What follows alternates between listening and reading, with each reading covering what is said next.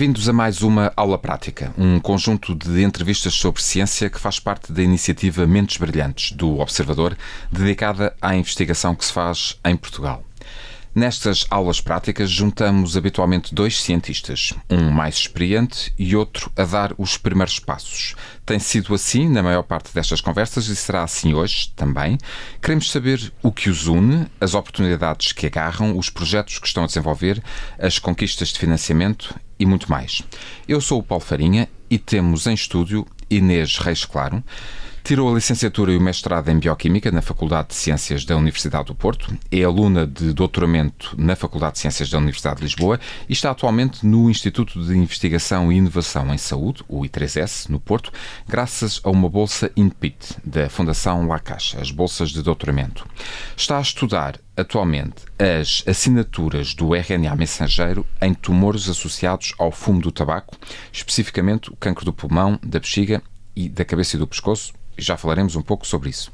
Temos também Miguel Seabra, licenciado em Medicina pela Faculdade de Ciências Médicas da Universidade Nova de Lisboa, fez o doutoramento em Bioquímica e Biologia Molecular na Universidade do Texas, nos Estados Unidos, e dirigiu a Unidade de Medicina Molecular e Celular no Imperial College, em Londres. Foi presidente da Fundação para a Ciência e Tecnologia entre 2012 e 2015, e já falaremos um pouco sobre isso também. É atualmente investigador principal e professor da Nova Medical School e líder da iniciativa de terapia genética ocular de baixo custo na Fundação Champalimaud. Está a estudar formas de desenvolver um tratamento preventivo para a degenerescência macular da idade, tema, aliás, sobre o qual já tivemos a oportunidade de conversar na Rádio Observador. E, além destes dois cientistas, temos também a jornalista Cláudia Pinto, de quem vou ser assistente de laboratório nesta conversa com os nossos convidados. Olá, muito obrigada pelo convite. Convidaram-me uma vez e eu quis voltar. Inês Reis Claro tem 26 anos. Ninguém da família é da área da ciência, mas a Inês sempre gostou de colocar questões. Foi por isso que optou por esta profissão. Era daquelas crianças que fazia muitas perguntas e a curiosidade é uma qualidade obrigatória para quem trabalha nesta área. Muito obrigada pelo convite, pela oportunidade de estar aqui um bocadinho a falar sobre ciência. Sim, eu acho que o que sempre me levou a gostar desta área é as perguntas que vão surgindo, o porquê das coisas, a curiosidade por trás de ver alguma coisa a acontecer e tentar perceber o que é que leva a que isso aconteça. E acho que foi um bocadinho sempre por aí que o meu percurso, tanto académico como agora no doutoramento, tem vindo a crescer, e esta curiosidade inerente eu acho que faz parte e é importante para quem trabalha em ciência, que é aquilo que nos faz sempre querer continuar e querer perceber o que é que está a acontecer. E era daquelas crianças que perguntava muitas vezes porquê, e que às tantas os pais já estavam cansados de ouvir perguntas? E que dizia depois com uma certa idade, acho que comecei a ser daquelas um bocadinho mais chatas do isso não faz sentido, isso não faz sentido. Não se convencia facilmente. Tem que haver outra razão. Sim, acho que sim. A Inês é no laboratório que se sente bem, disse-me numa conversa prévia a esta entrevista, mais precisamente na bancada, mas também há dias difíceis. Quais é que são esses dias? Eu acho que temos sempre uma vontade de ver resultados e às vezes queremos ver determinados resultados que nem sempre acontecem, não é? Queremos ver um efeito, uma causa, e nem sempre é possível, e acho que há sempre um bocadinho de... Temos que saber lidar com a frustração neste trabalho, mas acho que faz parte, e todos os cientistas são resilientes. Falávamos nisso há pouco, não é? Que é preciso uma grande resiliência, mas nós jornalistas também passamos pelo mesmo, portanto sim. Não se sinta sozinha. E o que é que são dias bons, por outro lado? São dias em que temos resultados, e bons resultados, e sentimos que faz sentido e que o nosso trabalho está a ter resultados e frutos. Pelo menos para mim, eu acho que um dia em que tenho um resultado novo já é um bom dia. Às vezes nem sempre é o resultado que eu espero e nem sempre é o resultado que eu quero, mas ainda assim um resultado é um resultado e puxa por nós. E basta olhar para a Inês para perceber que ela adora esta profissão. Miguel Seabra, Ainda consegue de vez em quando fazer algum trabalho de bancada? Não.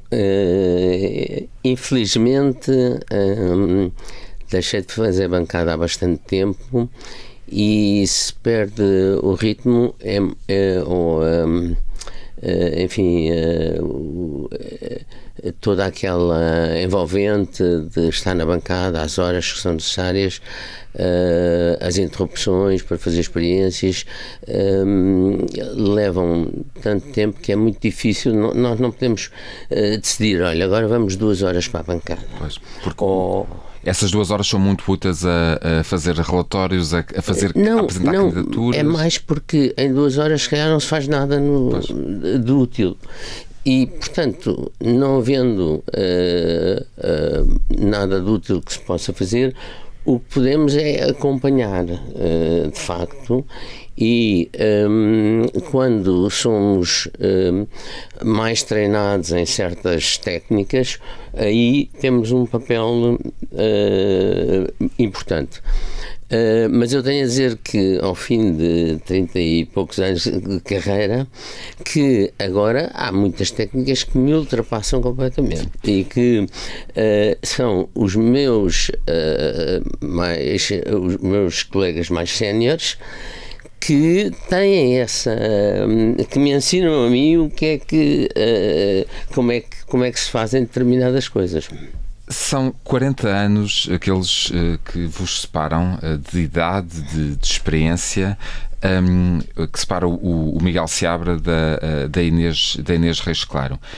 Há muito, já falaremos um bocadinho com a Inês sobre o que se aprende com os mais velhos, e aprende-se muita coisa com os mais novos, Miguel Seabra? Há muito, claro.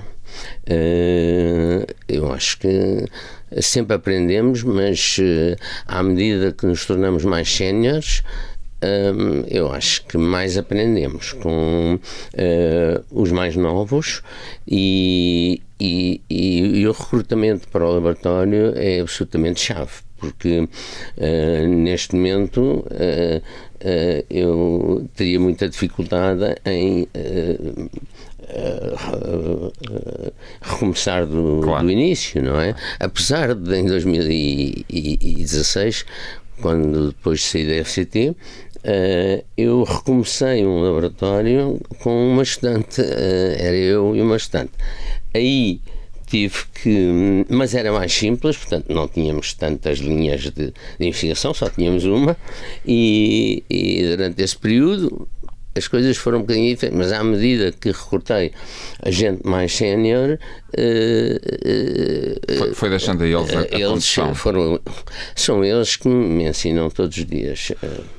Miguel Seabra, quando nos anos 80 do século passado abandonou a carreira de médico, se podemos colocar assim, se calhar a palavra é forte porque nunca se deixa naturalmente nunca se deixa exatamente essa carreira e portanto isso será médico sempre, mas quando deixou a clínica e passou a dedicar-se à investigação, essa decisão foi muito complicada, mais ou menos complicada, extraordinariamente complicada. Como é que se dá esse passo? É uma pergunta que realmente vai à murcho, porque foi de facto uma grande novidade na altura, sobretudo para a família. O seu pai era oftalmologista? O meu pai, por acaso, era oftalmologista. Eu só fui para a oftalmologia bastante mais tarde, até por caminhos um pouco aleatórios, mas havia toda uma expectativa de uma carreira clínica para mim. Talvez o que me desmotivou na altura foi a medicina hospitalar que se fazia em Portugal. Portanto fiquei desiludido e também gostava muito de fazer perguntas mais profundas, porque um médico que não investiga aplica e depois ganha experiência, porque os doentes e tudo, tem muita coisa importante que ele faz, mas eu gostava de estar um passo atrás disso, um passo antes disso. Portanto, foi mesmo uma aventura, estava recém-casado e fomos para Dallas, Texas, longe dos grandes centros urbanos, longe de tudo, mas foi uma experiência extraordinária. Um dos seus projetos que está a desenvolver tem justamente a ver com a degenerescência macular da idade, portanto a DMI. Curiosamente chegou a um tema que é bastante querido na família, com um pai oftalmologista. A degenerescência macular da idade está ligada ao avançar dos anos. Tem estudado, portanto, formas de reverter esse efeito do envelhecimento. Nós hoje em dia vivemos mais e se calhar daqui a 20 ou 30 anos a esperança média de vida terá aumentado ainda mais. Mas nós estamos exatamente a viver melhor. Acha que conseguiremos daqui a umas décadas garantir mais qualidade de vida à população acima dos 70, 80 anos? Pois, eu penso que sim. A resposta é sim, sem dúvida nenhuma. O que tem sido curioso é que, enquanto vemos muito mais gente a morrer na década dos 90 e até alguns que passam os 100, o limite máximo de vida não tem aumentado. E isso ainda é uma pergunta que está por responder na área do envelhecimento. Portanto, assumindo que é verdade e que há um máximo para a existência humana, claro que ela deve ser vivida da melhor forma possível, e eu acho que é isso que nós estamos a tentar com quem estuda estas doenças ligadas à idade, não é? Que são muito comuns, é tentar melhorar a qualidade de vida, mas também estender ou diminuir a progressão dessa doença, de forma a que a pessoa tenha efetivamente uma melhor vida. Anos com melhor qualidade. Exato.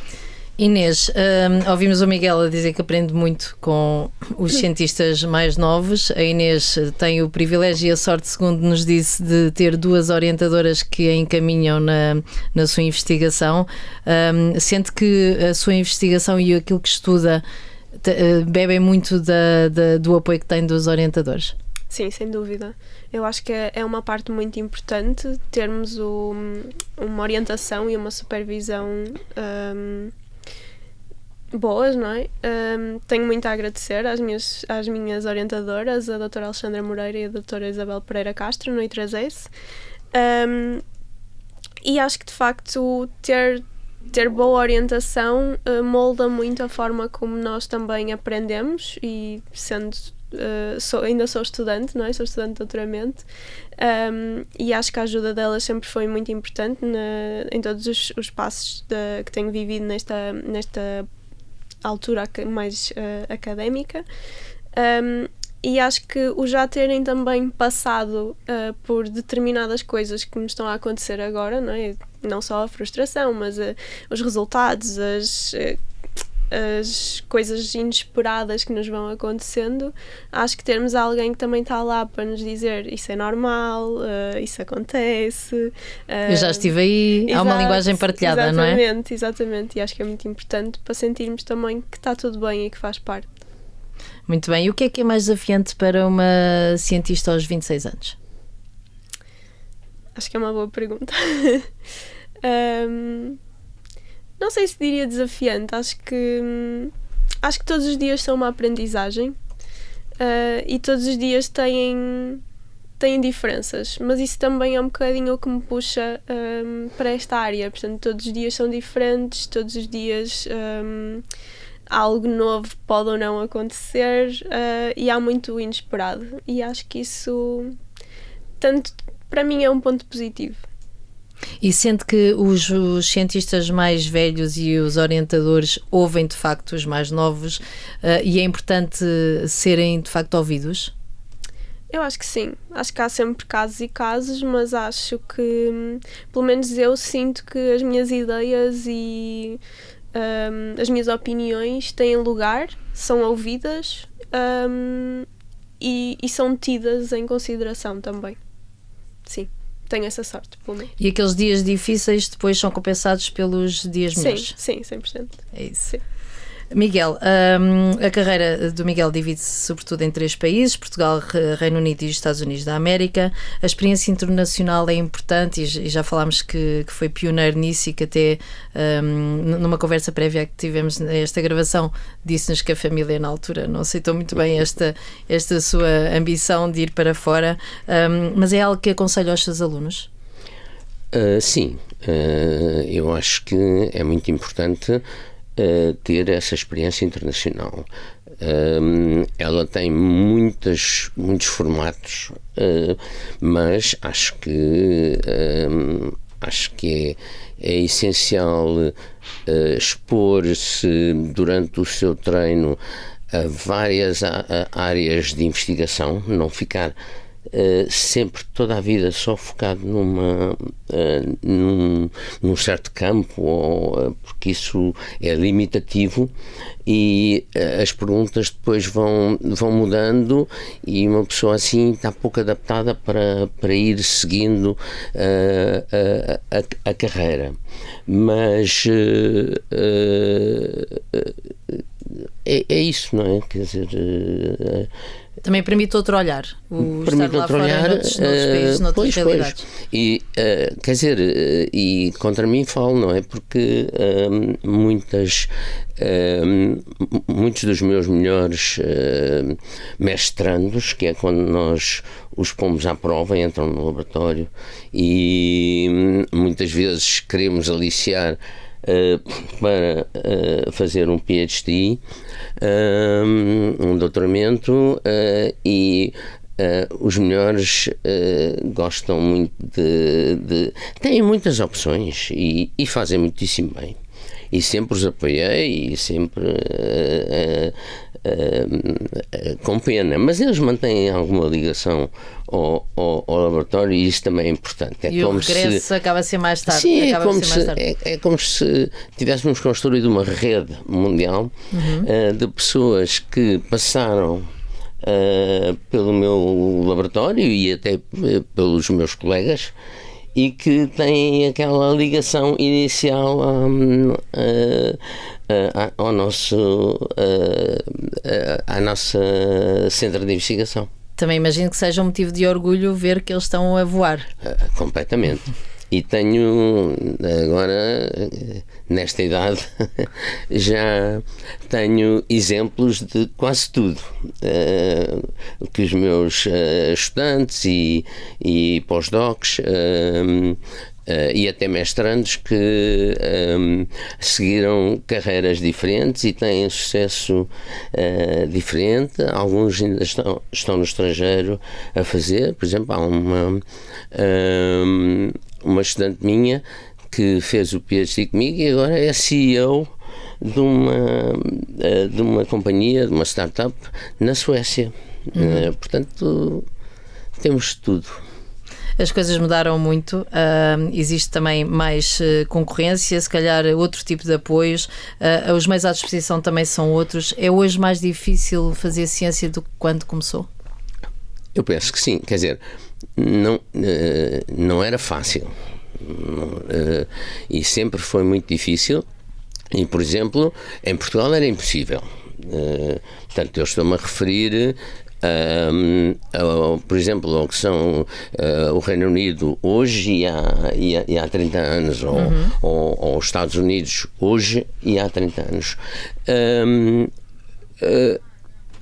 Quer dizer, tudo mudou tanto que se calhar nem tenho muita opinião. O que é que porque também a comunidade aumentou muito, a científica mundial, europeia e portuguesa, e portanto isso traz, obviamente, problemas de financiamento, porque há cada vez mais boas candidaturas e o dinheiro não chega e, portanto, a taxa de sucesso está a tornar-se ridiculamente baixa, de uma maneira que vai prejudicar muitos laboratórios que, não estando a fazer as coisas da moda, são muito importantes para o progresso, e a gente nunca sabe de onde é que vem o próximo breakthrough, e essa é que é a realidade. E há uma certa tendência, quando se chega a taxas de sucesso muito baixas, de se financiar aquilo que está na moda, que é novo, ou que há uma nova tecnologia e depois toda a gente quer fazer aquilo. Há sempre um certo exagero, mas isso somos nós, natureza humana. E sempre foi assim, ou isso nota-se mais agora? Nota-se mais agora. Nota-se mais porque tem que se fazer mais seleções, não é? Quer dizer, quando havia 20% ou 30%, podíamos ter um leque muito maior de tipos de investigação do que quando as coisas se reduzem a níveis mais baixos. Por outro lado, tem havido muito mais dinheiro na parte privada, ou seja, sobretudo nos Estados Unidos e no Reino Unido, em que há doações ou charities, como se diz em inglês, que são fundações que estão especificamente a angariar fundos para a investigação. E essas podem ser, e a Inglaterra encontra tudo, não é? E nos Estados Unidos, quer dizer, desde a doença mais rara que afeta 10 doentes e já tem uma fundação e já está a tentar, até às grandes doenças do presente e que também atingem. E nesse aspecto, a Fundação La Caixa, aqui em Portugal, tem sido muito importante. Nos últimos 6, 7 anos o incremento foi extraordinário, graças em parte ao financiamento, quer com as bolsas Caixa Impulso, que permitem dar passos para a criação de pequenas empresas, ou já quando estamos a falar da aplicação na prática, quer com as Caixa Research de Investigação em Saúde, que foi o caso da sua, quer com as bolsas Input, que é o caso do programa a que a Inês se candidatou e ao qual conseguiu ter acesso. E graças ao qual vai ter em breve, falávamos do Reino Unido, a sua primeira experiência internacional. Vai estar em Oxford 2 meses. Quando é que arranca? No início de março. Okay. Estou muito entusiasmada. É de facto a minha primeira experiência internacional. Sempre tive esta vontade de o fazer. Agora, de facto, as condições reuniram-se de uma forma que me permite então viajar e estar fora durante algum tempo. E acho que até é um bocadinho no seguimento do que estávamos a falar, esta criação de uma rede também, não é? Que para nós é tão vantajosa, e em ciência eu acho que é tão importante termos esta rede que nos apoia, e não só que tem esta massa crítica, não é? Estarmos expostos a diferentes ideias, e acho que é muito vantajoso. Até porque o processo de seleção, no caso da Inês, e da esmagadora maioria dos estudantes de doutoramento que conseguiram uma in-pit returning, no seu caso, sim, portanto, sim. para retenção de talento no país, em Portugal e Espanha. Estamos a falar de cerca de 600 candidaturas para um número de 30 selecionados. Sim. Idealmente, quando é possível, um doutoramento conclui-se em 4 anos, sim, aproximadamente.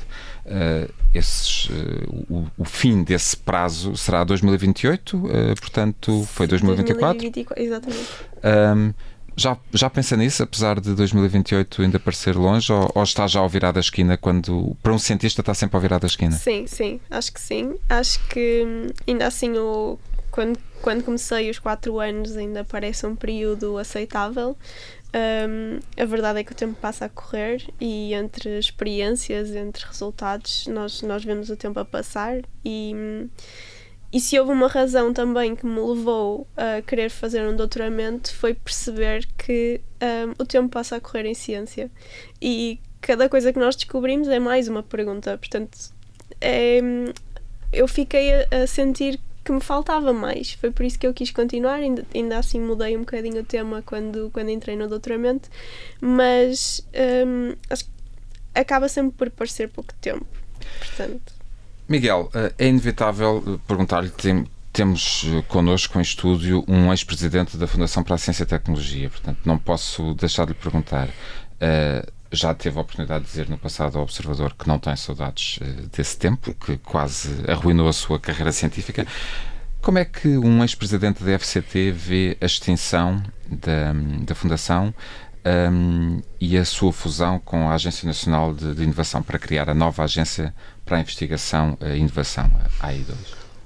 Eu penso que neste momento é demasiado cedo para vermos como é que vai funcionar, que vantagens é que vai trazer. Portanto, nisso penso que toda a comunidade está um pouco à espera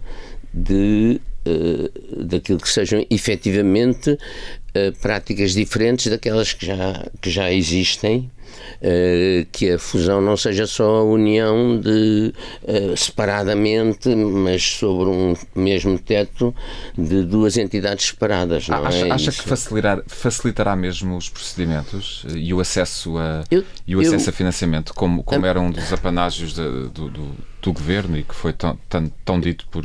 A minha grande preocupação é que quando fui presidente da FCT tive sempre a preocupação de fazermos aquilo que se chama um benchmarking. Um benchmarking é estudar como é que as agências de financiamento, neste caso, funcionam nos vários países e decidirmos por um modelo que nos parece o mais adequado em termos daquilo que produz e em termos daquilo que é possível fazer em Portugal.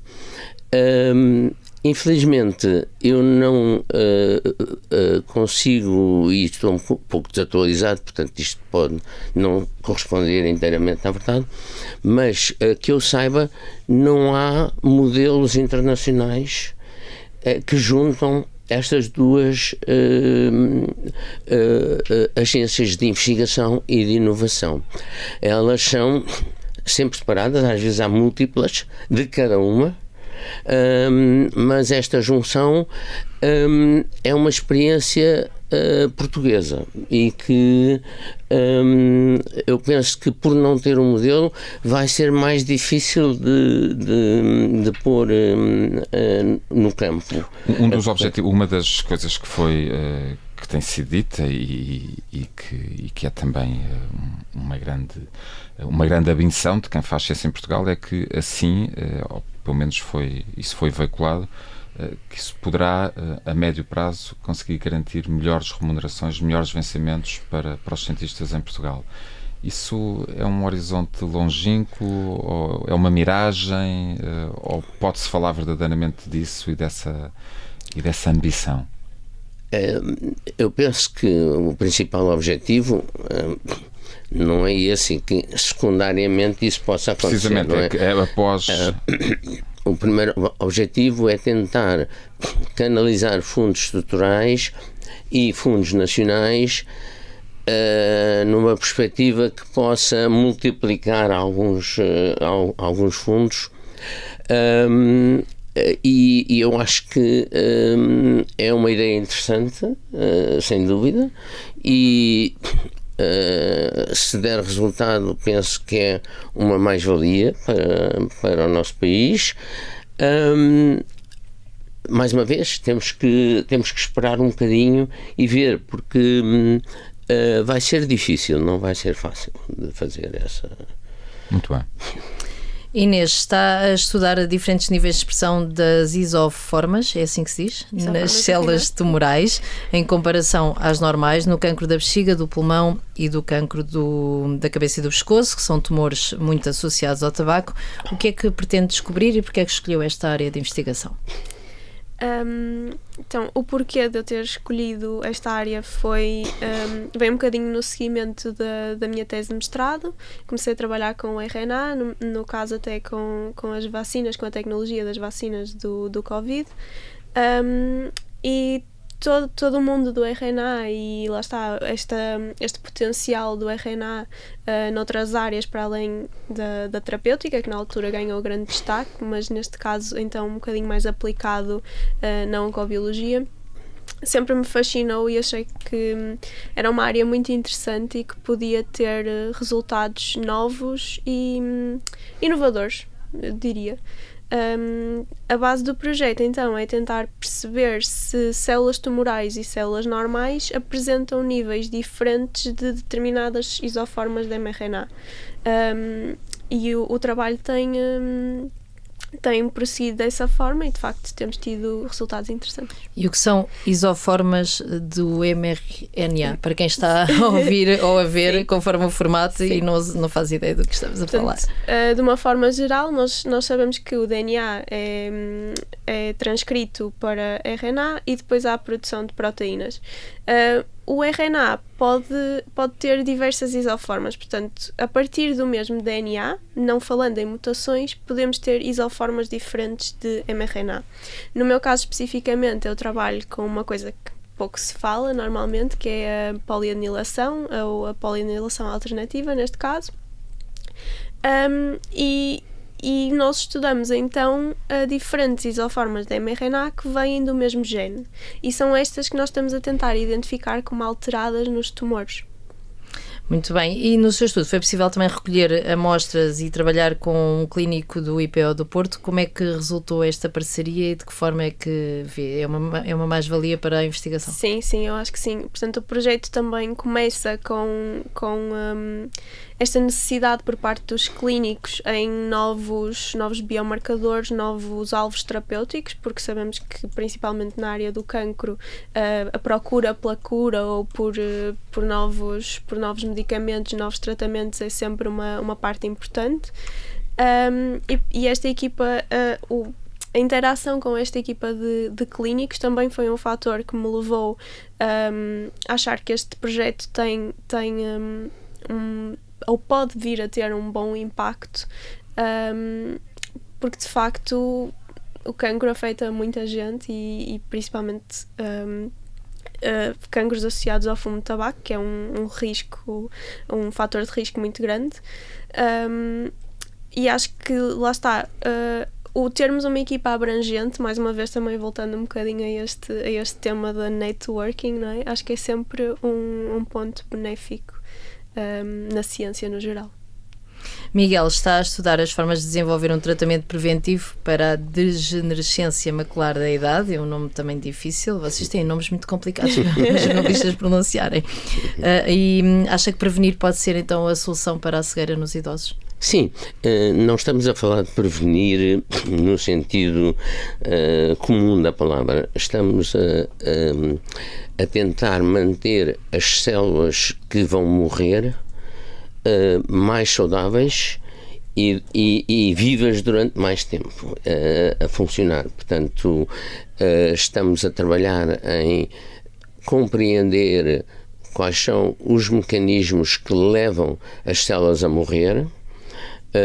E nestas doenças relacionadas com a idade são sempre múltiplos mecanismos que levam a essa situação, para intervir farmacologicamente ou geneticamente nessas situações, exatamente para corrigir aquilo que ou contrabalançar, por exemplo, o stress oxidativo é muito importante e nós temos estudado agora maneiras de fazer de aumentar a capacidade antioxidante da célula e com isso esperamos que porque essa oxidação, esses radicais oxidativos vão estragar componentes da célula e até o DNA pode ser mutado por esses alterado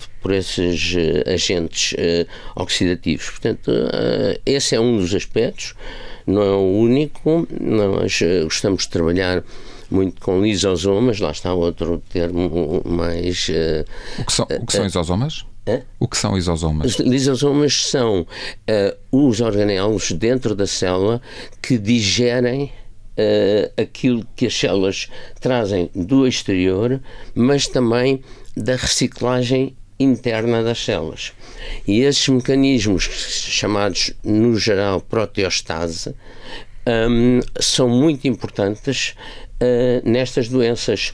Por exemplo, em Alzheimer, na doença de Alzheimer, formam-se agregados proteicos que não deviam estar lá, deviam ter sido eliminados pelas células. Mas e na retina é um pouco a mesma coisa, ligeiramente diferente, mas um pouco os mesmos princípios. Miguel, se pudesse escolher apenas um avanço científico na próxima década, se tivesse que apostar as suas fichas num grande avanço científico da próxima década, qual acha que seria? Ou que será? É uma boa pergunta. Eu aposto as minhas fichas na edição genética. Portanto, a edição genética agora é uma forma que temos de ir ao DNA e corrigir o defeito. Lá está. E isso torna-se...